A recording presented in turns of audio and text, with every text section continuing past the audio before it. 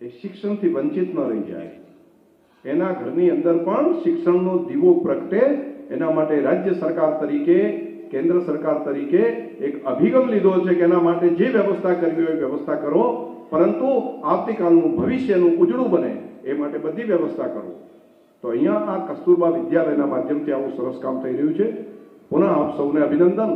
પાણી તો એક કામ શિક્ષણ મેળવો અને બીજું વ્યસનથી દૂર.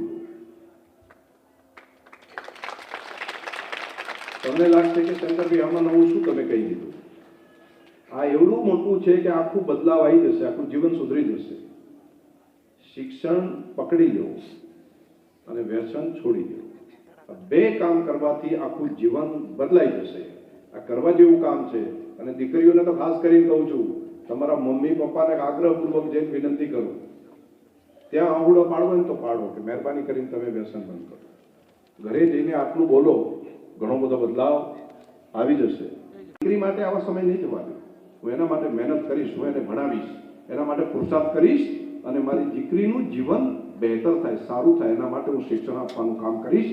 આ મા તરીકેનો બદલાવ.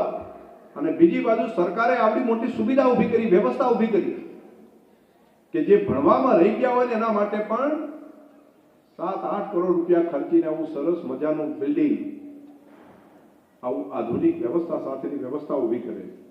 રાજ્ય સરકારના નાણાં ખર્ચાય ને ઘણી વખત કહેતા હોય છે આ બધા ખર્ચા કરી નાખ્યા.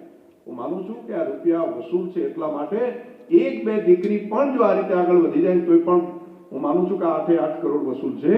અહીંયા તો ઢગલા બંધ દીકરીઓ આપણી ભણી અને આગળ વધી ગઈ. એ ગરીબ પરિવારની, વંચિત પરિવાર